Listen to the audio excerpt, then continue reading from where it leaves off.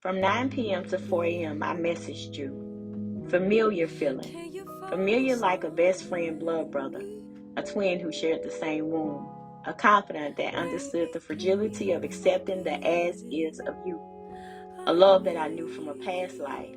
It was like we had entered a time capsule and started courting from our teen years. We reminisced. I danced. I danced too.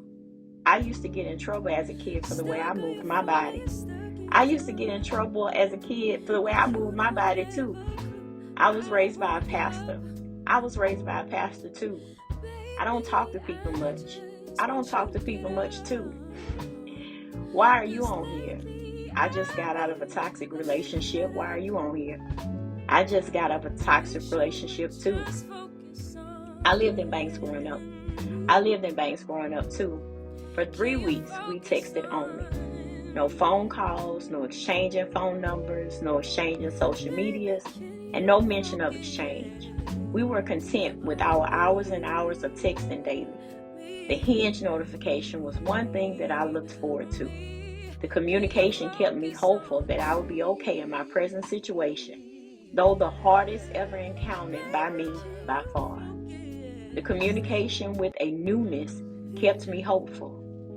The day I got your subscription is expiring message, my heart raced. It was then that I understood that I could lose the hope that had found me. I believed that hope was sent by God. There was a total of 3 days in the 3 weeks that I did not hear from him. And because I built a new defense mechanism, which was to let go fast, I ended it in my mind with him every time I didn't hear from him.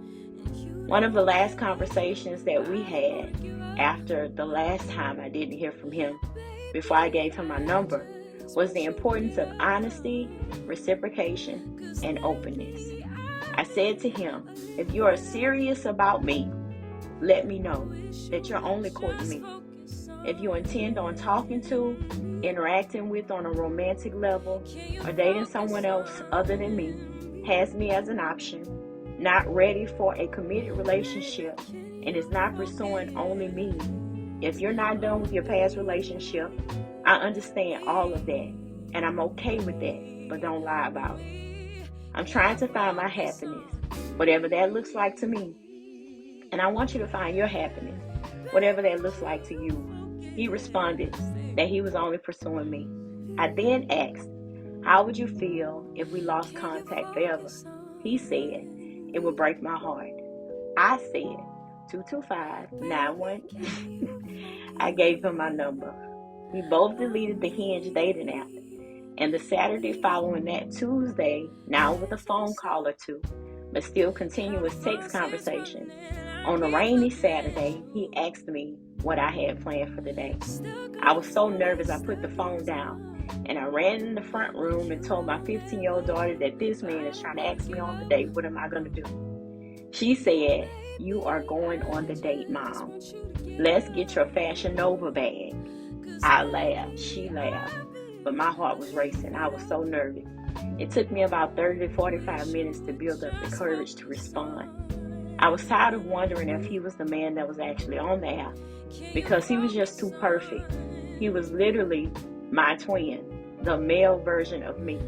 I was in shock. So I wanted to lay rest my worry anyway. I was tired of thinking about it and tired of bothering friendship about it. She was sick of me. Well, friendship is a name that I affectionately gave my friend who had been there for me through the toughest years up into the current that had happened before this. She knew everything. She had cried with me, laughed with me, fussed at me, planned with me, and stuck with me through all of the pain and confusion and the repeat of the cycle. So I responded to him. I don't have anything to do today. No practices, no games with the kids or anything like that. He asked me, can I take you out, please? I know that it's raining, and if you want to wait until another weekend that it's not raining, I understand, but I hope you'll come today. I said yes. He sent me places to go because he knew that I wasn't used to going out to adult places. He said he wanted to take me somewhere where I would be comfortable so we could choose together.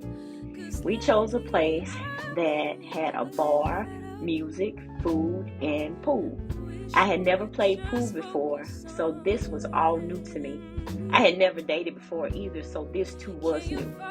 I arrived before him. He pulled in. It was night, so I didn't know it was him until he walked up to the door, stopped, and started texting. When I recognized him because of the pictures that were on the dating app, which were real, I had the biggest smile. I felt like a kid again. Not the kid that I was, but the kids that I had seen, that I had admired. The normal kids who had good lives and good experiences. I hurried up, got out of the car, walked up to him with his back turned, didn't respond to his text message, and said, "Jay." He turned around and his eyes lit up. "Nada." We hugged each other so tight, it was like we had known each other forever. This was a blessing that couldn't be bought, but only could be favored unto you. He opened the door for me. I walked in. Pool. A cue, a table, and pool balls. In order to play, I needed to familiarize myself with the equipment, learn the language, get the rules down, play the game, master the stroke, make the shots, switch it up, and focus. I felt like I needed all the same to be successful at this date. It is the first. And my self-learning taught me that my first impression would be what lasts with him. And my study of the word taught me to, in the same way, let your light shine before others, that they may see your good deeds and glorify your Father in heaven. So I decided to be myself, the good person that I was. Although injured after displaying my goodness for years, I took a chance. I trusted that God would allow to happen what was supposed to happen. Even if it was bad, it will work together for my good. I did not allow the pain of being ignored while being a good woman stop me from sharing that good woman with him. During our conversations, I would say to myself, "He is mine." And on this date, I treated him like he was mine. We attracted others on the first date, just as we do today. Couples admired our connection and the singles too. People thought we were a couple. They thought we were married. They thought we had been together. After he opened the door for me, he asked what would I like to drink. I hadn't been out much, didn't know much about alcohol, so I asked for a Long Island. My childhood friend taught me to ask for that drink. And I didn't know that it was a strong mix to be asking for as a person who couldn't handle alcohol. We had a memorable night. It was tough for him because he had recently lost a loved one due to COVID, but I understood that grieving happens in different ways based on how the person is accustomed to living or seeing. I wasn't there to make him change. I was there to see who he was and if God meant for us to grow together. I needed to grow in areas, so who was I to judge him because I didn't have those same areas to grow in? We ate seafood, which is both our favorites. We drank, he fell asleep. I held his hand and rubbed his back. I loved him already. Loving him felt like loving myself. It was such an emotional feeling. I wish I could explain it better.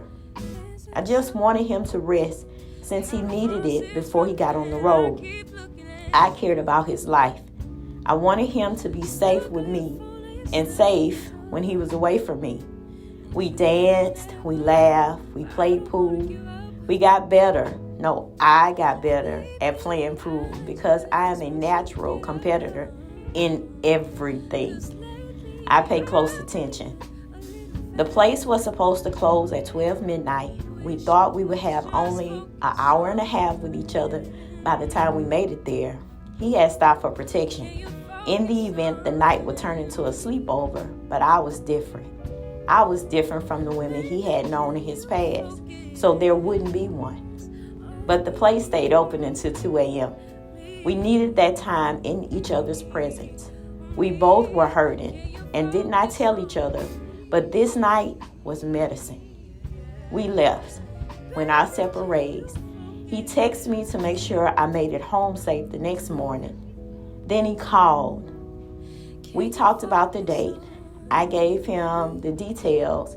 At one point in the night, when he couldn't remember after our drinks, he wanted a redo, and he promised that he could make it better. We laughed about the details of the night, and he paused and said, "What size ring do you wear?" I said, "Huh?" He laughed, and then he said, "I really need to know. I believe you are my wife. I can't let you get away from me. This is too perfect. God told me that you are my wife. I'm serious." My heart. I convinced myself at one point that I had to stay the wife of a man who abused me, since I desired to be a wife so badly. But it was in this moment that I realized that the desire was correct, and it was a gift that I was deserving of having, but I tried to make it be with the wrong man. Jay is my husband. I agree with what he heard from God, but I still went quiet. So now it's silent.